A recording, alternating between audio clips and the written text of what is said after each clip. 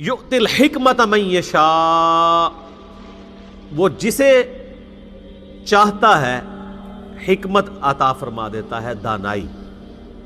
وَمَن یؤت الحکمہ، اور جسے اس نے دانائی، عقل مندی اور حکمت دے دی، فقد اوتی خیرا کثیرا، تو بے شک اسے خیر کثیر عطا کر دی گئی۔ یعنی اللہ تعالیٰ ہمارا سب سے بڑی خیر ہے کسی کو دانائی مل جائے۔ یہ اس کا ذکر یہاں پہ کیوں آیا ہے؟ دنیا میں تو عقل مند اسے مانا جاتا ہے جو مال جوڑ کے رکھتا ہے، اللہ کے نزدیک عقل مند وہ ہے جو مال اللہ کی راہ میں لگا دے، اور اللہ کی راہ میں مال لگانے والا تو بڑا دانا ہے، اس کو اللہ نے حکمت دے دی، وہ بڑا سیانا ہے، کیونکہ اس کا مال ضائع نہیں ہو رہا۔ دنیا کا کرائٹیریا مال کے سیونگ کا اور ہے، اللہ کے نزدیک اور ہے۔ بخاری مسلم میں دونوں میں حدیث ہے، نبی علیہ السلام نے فرمایا کہ انسان کہتا ہے میرا مال میرا مال میرا مال، حالانکہ تیرا مال تو وہ ہے جو تو نے کھا کر ختم کر دیا، یا پہن کر بوسیدہ کر دیا، یا اللہ کی راہ میں خرچ کر کے قیامت کے دن کے لیے محفوظ کر لیا، باقی جو بچ گیا وہ تیرے ورثاء کا مال ہے۔ تو نبی علیہ السلام نے فرمایا تمہارے 3 مال ہیں، اچھا ان 3 میں سے بھی 2 ضائع ہو چکے دنیا میں، پہن کے اور کھا کے۔ اب پہننے میں گھر کا شیلٹر بھی شامل ہے، کیونکہ مرنے کے بعد وہ گھر بھی تو ورثاء کو ملنا ہے، آپ نے قبر میں تو ساتھ نہیں لے کے جانا۔ جو آپ کے ساتھ جانا ہے مال، وہ ہے جو آپ نے اپنی زندگی میں اپنے ہاتھوں سے خرچ کر کے آخرت کے لیے محفوظ کر لیا۔ اور وہی مسلم شریف میں حدیث ہے کہ مردے کو 3 اعمال کا ثواب ملتا ہے، اس میں سے ایک عمل صدقہ جاریہ جو اپنی زندگی میں اس نے کر لیا، دوسرا علم کی بات اگر کسی کو سکھائی تھی وہ بھی اس نے خود کیا ہے، وہ بھی اسے ثواب ملتا، اور تیسرا نیک اولاد جو اس کے لیے دعا کرتی ہے۔ اور پھر بخاری مسلم کی وہ حدیث کہ انسان کے 3 دوست ہیں، جن میں سے 2 قبر سے باہر رہ جاتے ہیں اور ایک ہی قبر میں ساتھ جاتا ہے، اس کے رشتہ دار اور مال باہر رہ جاتا ہے اور اعمال ساتھ جاتے ہیں، اور اعمال میں آپ کے سارے اعمال ساتھ جائیں گے، آپ کے وہ والا مال بھی آپ کا ساتھ جا رہا ہے جو آپ نے اللہ کے لیے خرچ کر لیا، جو نہیں کیا تھا وہ پیچھے رہ گیا۔ تو اللہ تعالیٰ ہمارے عقل مند تو وہ ہے نا، اصل میں یہ اس کو جوڑا اس کے ساتھ گیا ہے کہ عقل مند وہ ہے جو اللہ کی راہ میں خرچ کر کے ہمیشہ کے لیے محفوظ کر لیتا ہے، جسے حکمت وہ چاہتا ہے عطا فرماتا ہے، اور جسے حکمت دی گئی اسے خیر کثیر دی گئی۔ وما یذکر الا اولو الالباب، اور نصیحت تو نہیں قبول کرتے مگر عقل مند لوگ۔ تو یہاں اللہ تعالیٰ نے عقل مندوں کی نشانی بھی بتا دی ہے کہ جو اللہ کی دھمکی سے ڈر جائیں، اس کے پیغمبروں کی دعوت کو قبول کر لیں، وہ عقل مند لوگ ہیں۔ وما انفقتم من نفقۃ او نذرتم من نذر، اور جو کچھ بھی تم مال خرچ کرتے ہو اللہ کی راہ میں، یا جو منت مانتے ہو، تو یقیناً فإن اللہ یعلمہ، یقیناً اللہ تعالیٰ اس کو جانتا ہے۔ وما للظالمین من انصار، اور ظالموں کا کوئی مددگار نہیں ہوگا۔ یعنی اللہ تعالیٰ کو پتہ ہے تم نے اخلاص کے ساتھ کیا یا نہیں کیا، ایون چھپا کے بھی کیا تو ٹینشن نہیں لینی کہ اللہ کو کیسے پتہ چلے گا، اللہ کو ہر چیز کا پتہ ہے۔ تو یہ عقل مندی کا تقاضا بھی یہی ہے، سمجھداری کا تقاضا بھی یہی ہے کہ انسان اپنے مال کو ہمیشہ کے لیے محفوظ کر لے اللہ کی راہ میں خرچ کر کے، لیکن اس میں ایگزیجریشن بھی نہیں ہونی چاہیے، یہ بھی ذرا ذہن میں رکھیے گا۔ بعض لوگ سب کچھ ہی لٹا کے چلے جاتے ہیں، تو نبی علیہ السلام نے اس سے بھی منع فرمایا ہے۔ بخاری مسلم دونوں میں حدیث ہے، سعد ابن ابی وقاص کہتے ہیں کہ فتح مکہ کے موقع پر میں اتنا بیمار ہوا کہ مجھے لگا کہ اب میں نہیں بچوں گا۔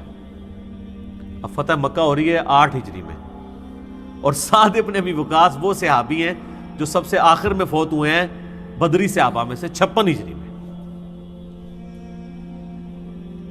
آخری بدری صحابی جو فوت ہونے والے ہیں وہ سعد ابن ابی وقاص ہیں۔ تو 8 ہجری میں وہ کہتے ہیں میں اتنا بیمار ہوا کہ مجھے یقین ہوگا کہ میں نہیں بچوں گا۔ تو حضور علیہ السلام میری عیادت کے لیے آئے، تو میں نے کہا یا رسول اللہ میری تو ایک ہی بچی ہے، تو میں چاہ رہا ہوں کہ میں اپنا مال اللہ کی راہ میں خرچ کر دوں، تو کیا میں 2/3 مال اللہ کی راہ میں خرچ کر دوں؟ تو آپ نے اجازت نہیں دی۔ پھر ان کا یا رسول اللہ میں آدھا مال اللہ کی راہ میں خرچ کر دیتا ہوں۔ آپ علیہ السلام نے اس کی اجازت بھی نہیں دی۔ پھر بڑی مشکل سے 1/3 مال کی اجازت آپ نے دی، اور پھر آپ نے فرمایا کیا تم یہ چاہتے ہو کہ تمہاری اولاد مرنے کے بعد لوگوں سے مانگتی پھرے؟ اس سے بہتر ہے کہ تم ان کے لیے چھوڑ کے مرو۔ یہ ایک ڈیٹم لائن ہے حدیث میں کہ 1/3 سے زیادہ مال کوئی شخص اپنی جائیداد کا اپنی زندگی میں کسی کے لیے ہبہ وصیت نہیں کر سکتا۔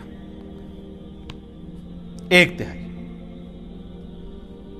2/3 مال اسے چھوڑ کے مرنا ہوگا، اور یہ 1/3 بھی ایز اے لاسٹ ریزارٹ ہے۔ بعض لوگ یہ کرتے ہیں کہ وہ جناب آدھی سے زیادہ جائیداد ہی اللہ کی راہ میں دے دیتے ہیں، کہتے ہیں جی اللہ نے دیے اتنا ہوا ہے تو میں خرچ کر دوں، اپنے ہاتھوں خرچ کر جاؤں۔ یعنی ان کو یہ امید نہیں ہوتی کہ ہماری اولاد پیچھے سے یہ کرے گی، تو اولاد کی ایسی تربیت کرے نا کہ اولاد بھی اللہ کے کاموں میں لگائے اس کے۔ تو بہرحال چونکہ اسلام میں مال و دولت کا مالک اللہ ہے، لہٰذا اللہ نے آپ کو اجازت نہیں دی ہے کہ آپ اللہ کے مال کو 1/3 سے زیادہ مال آپ وصیت کر سکیں گے، اور وصیت غیر وارث کے لیے ہوگی۔ وصیت یہ ہوتی ہے کہ میرے مرنے کے بعد فلاں کو ملے، وہ وارث کو نہیں آپ کر سکتے، کیونکہ وارث کو وہی ملنا ہے جو آپ کے وراثت کے قوانین آئے ہیں سورہ نساء کے اندر۔ ہاں حبہ آپ اپنی زندگی میں کر سکتے ہیں، وارث کو بھی کر سکتے ہیں، لیکن وہ اپنی زندگی میں اپنے ہاتھوں سے دینا ہوگا، لیکن اپنی زندگی میں وراثت آپ تقسیم نہیں کر سکتے، کیونکہ یہ تو پتہ ہی نہیں پہلے کس نے مرنا ہے۔ یہ تو سعد ابن ابی وقاص کو نہیں پتا انہوں نے مر جانا ہے کہ نہیں مرنا، تو آپ کو کیسے پتہ ہے؟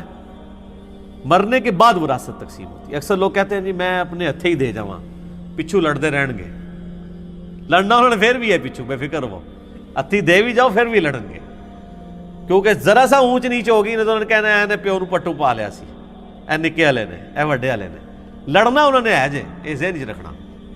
اللہ یہ کہ جس کو خوف خدا ہوگا وہ تو معاملہ الگ ہے۔ تو اللہ تبارک و تعالیٰ اس چیز کو ناپسند کرتا ہے کہ کوئی شخص جو ہے وہ سارا مال ہی اللہ کی راہ میں لوٹا دے اور پھر پچھلے جو ہیں وہ مانگتے پھریں۔ اس چیز کو نبی الاسلام نے ناپسند فرمایا۔ یہی وہ چیز ہے جسے دین کی سمجھ بوجھ کا نام دیا گیا ہے، جو بخاری اور مسلم دونوں میں حدیث ہے، اللہ تعالیٰ جس کے ساتھ بھلائی کا ارادہ فرماتا ہے اسے دین کی فقہ عطا فرما دیتا ہے، اور اللہ عطا فرماتا ہے میں تقسیم کرتا ہوں، یعنی علم دین اللہ نے عطا فرمایا، تقسیم میرے ذریعے ہوتا ہے۔ یہ آدھی حدیث وہ بریلوی کوٹ کرتے ہیں نا کہ رزق بھی جو ہے وہ اللہ دیتا ہے اور نبی الاسلام تقسیم کرتے ہیں، یہ دین کے علم کی بات ہو رہی ہے، اور ظاہر دین تو ہم نبی الاسلام سے سیکھیں گے۔ تو آپ دیکھیں یہ جو حدیث ہے نا کہ اللہ تعالیٰ جس کے ساتھ حکمت یعنی بھلائی کا ارادہ فرماتا ہے اسے دین کی فقہ عطا فرما دیتا ہے، اسی کو سپورٹیو یہ آیت بھی آ گئی ہے کہ اللہ تعالیٰ فرماتا ہے وَمَن يُؤْتَ الْحِكْمَةَ فَقَدْ أُوتِيَ خَيْرًا كَثِيرًا، جسے اللہ تعالیٰ حکمت دے دے اسے خیر کثیر دے دے، یعنی اس کا بھلائی کا ارادہ فرما لیا نا اللہ تعالیٰ۔